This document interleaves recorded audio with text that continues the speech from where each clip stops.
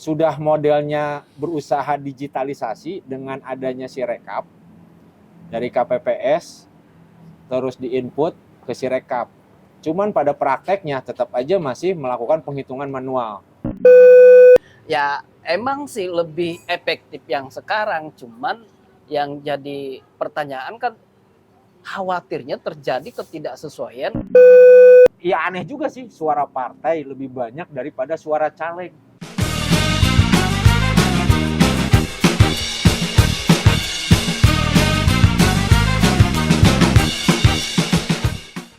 Pilpres sama pemilunya sebetulnya udah usai. Pilpresnya sudah ditentukan siapa pemenangnya. Sebetulnya harusnya sudah selesai. Tapi buntutnya itu yang masih belum selesai. Terutama yang masih bergulir di soal penghitungan. Ini yang lucunya nih. Yang lucunya itu sudah modelnya berusaha digitalisasi dengan adanya Sirekap dari KPPS terus diinput ke Sirekap. Cuman pada prakteknya tetap aja masih melakukan penghitungan manual. Di beberapa kota KPPS ya sekarang masih penghitungan masuk ke kecamatan. Dari KPPS ke PPK itu kalau sebelumnya melewati kelurahan, sekarang langsung ke kelurahan atau desa, sekarang ngelewatin langsung ke di kecamatan. Dan di TPS langsung kecamatan. Nah, di kecamatan dia harus menghitung ulang lagi secara manual. Menghitung ulang lagi secara manual per TPS di kecamatannya masing-masing. Beruntunglah yang kecamatannya yang menghitung TPS-nya hanya puluhan. Padahal harusnya di pleno PPK itu kan merekap saja. Harusnya rekap aja Ya. Jumlahnya dari berapa ya, dari RW ini berapa atau dari desa? Dari desa malah. Kan sebenarnya kalau hitung manualnya itu sudah di TPS. TPS masuk, kalau dulu PPS masuk di desa. Nah, di desa itu merekap dari seluruh TPS. Nah, ketika masuk di PPK harusnya PPK merekap dari seluruh desa atau kelurahan. Tapi yang terjadi sekarang justru di PPK dihitung ulang lagi kayak di TPS. Itulah yang bikin rame karena aplikasi yang dibangun sama KPU yang dikenal sama masyarakat Sirekap mengalami, kalau saya sih dari sudut teknologi ya, saya tidak ingin menyalahkan nih. Dari sudut teknologi ada banyak persoalan serius di sistemnya itu. Sirekap itu kan kalau kita bedah lebih dalam dia kan dia menggunakan, kalau gue lihat ya, dia menggunakannya deep learning lah. Jadi ada AI-nya. Itu bagus loh secara teknis. Betul. Artinya dia cukup dengan memfoto, terus kemudian hasil fotonya itu harusnya otomatis dong terekam. Di TPS itu suara capres A, capres B, capres C, terus kemudian caleg 1-20 partai A, B, C, D sekian, itu harusnya sudah selesai. Cuman yang menjadi masalah adalah ketika ada model dipaksakan gitu kan, harus ada manualnya juga. Jadi kalau di teknologi itu kan, pengembangan teknologi itu ada mesin learning sama deep learning. Nah, proses sebelumnya itu kan mesin learningnya itu. Nah, sekarang itu udah deep learning, artinya lebih pada AI-nya. Harusnya sih mudah. Kenapa mudahnya? Kalau SMPTN, UMPTN dulu masih ngebulet-buletin gitu kan? Pakai apa sih? Oh itu ya, Pak, langsung pakai PC ya? Langsung di PC-nya langsung ya? Zaman kita ya? Ya, zaman kita dibuletin. Iya, ngebuletin. Tahun berapa itu? 98. Ya, 97. 97 kan ngebulet-buletin. Artinya kan mekanisme sama teknologi itu sudah digunakan 20 tahun lalu. Iya. Selesai ya tuh harusnya. Harusnya nggak terjadi yang kayak gini gitu. Nggak terjadi harusnya. Karena di lingkungan pendidikan pun sudah terbukti ya tidak ada error-errornya gitu. Hanya di error di awal-awal saja gitu. Kenapa masalahnya? Ya, politik. Masalahnya apa? Secara teknis mah nggak ada.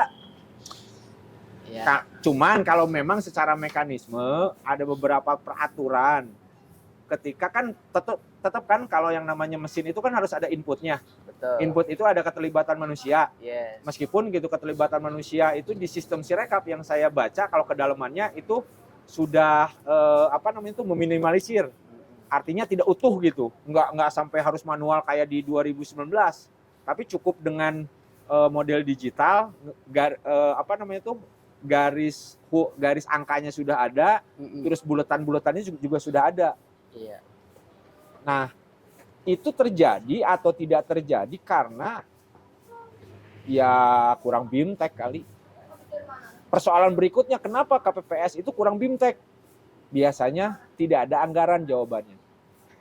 Nah, ini si Rekap sebenarnya juga ada ada organisasi yang sudah melakukan investigasi. Salah satunya itu Cyberity. Nah, dari investigasi itu dia menemukan 5 faktor ya. Yang pertama, saya bacakan aja ya. Sistem Sirekap menggunakan layanan cloud yang lokasi servernya di RRC, Prancis, dan Singapura. Itu satu. Jadi bukan di Indonesia ya. Ini kalau menurut Cyberity ini kan rawan juga sebenarnya karena servernya itu di luar negeri. Yang kedua, layanan cloud tersebut merupakan milik layanan penyedia internet raksasa Alibaba. 3, posisi data dan lalu lintas email pada 2 lokasi di atas berada dan diatur di luar negeri, tepatnya di RRC. 4, terdapat celah kerawanan keamanan cyber pada aplikasi pemilu 2024 kpu.go.id. 5, ketidakpastian aplikasi Sirekap, sistem informasi rekapitulasi suara dan manajemen relawan terjadi justru ketika pada masa krusial, masa pemilu dan beberapa hari setelahnya. Nah, ini hasil investigasinya Cyberity. Udah dicoba konfirmasi ke KPU juga. Nah, cuman Terus jawaban KPU menganggap ya sah-sah saja, ada yang berpandangan seperti itu. Tapi kalau itu kemudian dijadikan sebagai sebuah berita, itu tidak memenuhi unsur narasumber karena tidak ada narasumbernya. Tapi ini kan hasil investigasi, harusnya KPU tidak menjawab seperti itu. Harusnya dia menjawab hasil investigasi apakah itu benar atau tidak. Gua mau melihat dari sudut pandang teknis teknologinya aja. Ya karena kita kan udah hampir 10 tahun ya di tidak ingin menyorot pada politiknya ya. Iya. Karena kalau menyorot dari politiknya gue bingung dah. Gak ada jawabannya masalahnya. Kalau dari sisi teknis secara relevan aja. Website yang kita bangun, tahu sendiri kan, kita ngalamin kan? Udah hampir 10 tahun. Pertama soal infrastruktur data center kita. Meskipun dari DCI yang di Kuningan itu juga mengklaim kami mampu menampung user sampai ratusan juta sekalipun dalam traffic. Tapi rasa-rasanya gitu kan, rasa-rasanya nih kita puluhan kali di Indonesia ngalamin gitu dari data center dihajar traffic 1000 aja udah langsung mumet. Langsung mumet website kita kan. Langsung down. Dan itu udah berapa kali pindah kita dulu ya. Udah pindah ke Surabaya, di Surabaya apa namanya? Hampir 10 kali lah pindah-pindah gitu, bahkan di luar negeri pun ya masih sempat juga tidak kurang aman ya. Deo. Iya, baru ketika nyebutin merek. baru ketika kita pakai yang ya dianggap benar-benar safety, ya aman lah sekarang. Udah 3 tahun aman, tidak ada apa-apa. Udah inilah. Jadi kalau kita bicara pengalaman di Indonesia itu ya seperti itu tadi. Wajar saja kemudian kalau KPU kurang percaya kalau servernya digunakan di Indonesia. Dan kalau secara teknis lagi, kalau kita bidik, kalau kita masuk ke pemilu.kpu.go.id, itu kan halus ya? Betul. Itu kan rekaman data, ada puluhan miliar data, dia mampu merekam puluhan miliar data tersebut secara baik gitu. Gua ngelihatnya secara teknis dulu nih, bukan pada sisi politis. Dan bisa dikonsumsi secara langsung gitu. Kalau dari sisi digitalisasi atau misalkan mau disebut dengan program hilirisasi digital, itu adalah langkah bagus. Ya. Nah, persoalan berikutnya, apakah bisa gitu kan atau tidak bisa? Itu bisa diselesaikan dalam 1 atau 2 hari aja. Realcon ya. Realcon itu harusnya bisa. Ya. Nah, kalau ketahan-tahan ya gue bingung kenapa bisa ketahan gitu kan. Long proses inputnya aja udah selesai gitu. Iya. Kalau soalnya adalah misalkan KPPS mengalami masalah teknis, kamera handphonenya itu burem atau di bawah 1 juta rupiah, atau ada ya cerita KPPS yang dia terpaksa beli handphone baru kan agar dia bisa merekam untuk upload ke Sirekap. Ya itu mah namanya juga para pengabdi negara, udah Ya. nggak masalah. Sebenarnya kalau sistem Sirekap sekarang maupun yang info pemilu 2024.co.id sebenarnya jauh lebih bagus dibanding situng yang sebelumnya dipakai di 2014 kalau nggak salah ya. Situng dulu itu hampir tiap hari itu berat, susah ngaksesnya, bukanya susah. Nah cuman situng ada kelebihannya waktu itu karena dokumen C1 yang diupload oleh KPPS itu langsung kebaca di situng. Jadi kelihatan tuh, oh ini dokumen C1-nya ada tuh kalau di situng. Oh sekian suaranya sekian. Nah kalau yang Sirekap yang sekarang itu lebih sederhana memang karena kita hanya langsung melihat angka-angka, misalkan dari C plano ya, sama C hasil. Betul, langsung itu. Ya emang sih lebih efektif yang sekarang, cuman yang jadi pertanyaan kan khawatirnya terjadi ketidaksesuaian antara angka yang tertera di Sirekap yang sekarang dengan data yang diupload oleh KPPS. Sehingga yang banyak kemudian yang beranggapan bahwa oh datanya nih disabotasi, oh datanya ini dicurangi dan sebagainya. Padahal terjadi itu karena beberapa proses inputnya yang keliru. Ya. Nggak nyalahin KPPS ya, tapi Betul. Inputnya yang keliru. Karena beberapa kasus KPPS ketika melakukan input kan di tabulasi C hasil atau C plano itu kan jelas di mana menyimpan satuan, menuliskan untuk puluhan sama ratusan. Ya. Beberapa kasus yang kalau kita lihat ada dianggap penggelembungan suara, harusnya yang ratusan disimpan di sebelah kanan. Iya. Ini dia menyimpannya di sebelah kiri. Tertukar. Jadi kan harusnya misalkan suara ente di 10 gitu kan, suara caleg suara elu 10. Harusnya kan di kolom kedua. Ya.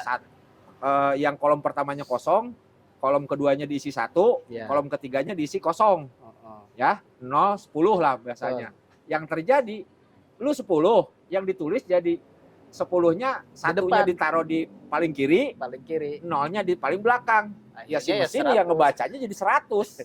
10 jadi 100. Iya, yang diisinya 80 nih ngisi. 80 diisi, terus naroknya disimpan di depan. 8 yang lainnya dikosongin. Ya pasti kebacanya 800. Betul. Makanya jangan heran kalau ada TPS yang bisa sampai suaranya lebih dari DPT. Nah, cuman mungkin kekurangan BIMTEK kali ya, bimbingan teknis itu. Ya harusnya sih itu tidak terjadi. Kenapa? Karena di TPS itu pada saat penghitungan suara kan bukan cuma ada 1 orang di situ, ada saksi, ada KPPS, jumlahnya lebih dari 10 orang di situ. Nah kalau itu yang terjadi harusnya ada yang lain gitu mengingatkan, salah lo itu, harusnya 1 ditempatkan di tengah bukan di sebelah kiri gitu, paling kiri, supaya kebacanya ya 10 bukan kebacanya 100. Ya benar. Iya. Ya, berarti saksi juga yang salah. Nah kalau saksi yang salah, ya mungkin partai juga salah bro. Karena tidak menyiapkan BIMTEK dengan bagus, bisa jadi bisa jadi saksi KPPS itu belum ada yang belum benar-benar paham tuh yang begitu, dan harusnya memang itu tugas KPU untuk memberikan pendidikan dan pelatihan kepada KPPS secara masif gitu ya. Ya kalau cuman, saksi mah urusannya partai itu kan, partai juga calegnya baru yang Ya. dibekalin ke saksinya cuman udah awas ya suara gua di TPS ini harusnya 56. Pokoknya kalau kurang lu gua marahin gitu kan. Ya. Paling begitu. itu saksi. Kalau KPPS kan urusannya KPU. Iya. Ya. Nah, soal tadi misalnya kenapa kemudian teknologi atau DIP tadi itu, atau ya kalau bahasa KPU itu optical character recognition. Jadi teknologi yang mampu membaca angka-angka. Nah, misalnya angka 5. Nah, mungkin karena menggunakan handphone yang tidak support terhadap yang begitu-begitu, akhirnya ya angka 5 jadi buram dibaca oleh teknologi menjadi 8, jadi berubah. Ya, saya juga ngelihat sih ketika pas ada rame-rame itu saya langsung neliti kan, observasi kenapa ini terjadi. Ternyata angka 1 itu harusnya jangan ada ekornya. Mungkin karena kita terbiasa dididik angka 1 harus ada ekor, ketika pas nulis 1 ada ekornya. Jadi 7. Jadi akhirnya kebacanya 7 atau kebaca 2. Iya, benar. Nah, itu yang jadi problem juga. Oh, kata gue tuh memang di persoalannya adalah di situ. Memang banyak ada beberapa nulis 8 kelihatan garis tengahnya nggak ada, terus angka 1, kebanyakan di angka 1 yang gue temukan. Apalagi kalau saksinya sama KPPS-nya tidak lulus SD kan repot. Ada. Nulis angka 7, Gue nggak bisa jawab. 9, Gue nggak bisa jawab kalau kesananya mah. Cuman secara ya itu tadi, kalau gue ngelihatnya pengen dari sisi teknis teknologinya dulu nih. Karena ketika yang namanya juga robot ya. Betul. Yang namanya kalau kayak kita menginstruksikan Google Assistant kan sebetulnya teknologi Sirekap itu kayak seperti halnya Siri di iPhone atau Google Assistant yang punyanya Google. Nah, perintah-perintah yang tadi itu seharusnya pelafalan juga harus jelas. Iya. Ketika pelafalannya tidak jelas, ya hasilnya juga berbeda. Benar. Meskipun sebetulnya si KPPS itu kan bisa mengkoreksi dulu nih. Iya. Sebetulnya dilihat dulu, jadi jangan foto C hasil, terus kemudian proses upload, kebaca dong angka-angkanya, langsung otomatis kan, kebaca otomatis. Ketika kebaca otomatis itu harusnya bisa dikoreksi lagi. Oh, ternyata ini bukan 800, tapi ini adalah 80. Nah, yang jadi masalah lagi si saksi juga tidak mau terlibat melototin ke sana. Apalagi yang tidak punya saksi. Ya, selesai sudah. Kalau nggak punya saksi yang parpol yang kemudian tidak punya saksi di TPS. Dan lebih anehnya lagi ketika semua diserahkan ke digitalisasi tapi ada proses manusia lagi masuk. Nah, yang terjadi adalah yang sekarang. Ayo kita hitung manual lagi yuk. Iya. Karena dianggapnya ya teknologi tidak bisa diandalkan sepenuhnya. Tapi gini loh, saya kan hampir setiap hari, bahkan setiap 2 jam sekali saya buka Sirekap ya, karena memang tugas-tugas kita di situ untuk menyampaikan ke publik, ngambil datanya kemudian kita informasikan ke masyarakat. Ternyata memang sering berubah-ubah loh. Kadang-kadang jumlah, misalkan nih partai A memperoleh 1000 suara gitu. Kemudian caleg-calegnya itu ternyata angkanya cuma 10, 15, 12, 13. Nah, kalau di jumlah perolehan suara partai yang lebih banyak ketimbang suara caleg. Nah, ini fenomena baru sebenarnya. Karena selama ini yang terjadi adalah suara caleg pasti lebih tinggi daripada suara partai. Oh, ada. Itu partai yang tahu sendiri. Yang jumlah balihonya lebih banyak daripada jumlah kadernya. Jadi, ya apa ya? Ya wajar. bingung. Ya aneh juga sih, suara partai lebih banyak daripada suara caleg. Gue bingung tuh. Masa iya gitu ya? Ya ini bukan karena baru terjadi, bro. Ini baru terjadi masalahnya. Selama ini yang terjadi ya itu tadi, suara caleg itu lebih tinggi. Misalkan nih partai A, suara partainya itu 10, suara calegnya 100. Ya, itu logis. Iya, dan itu yang terjadi selama ini. Logis dan legal. Tapi pemilu kali ini ada satu partai yang perolehan suara partainya jauh melebihi suara calegnya. Ayo tebak partainya yang mana? Tahu nggak?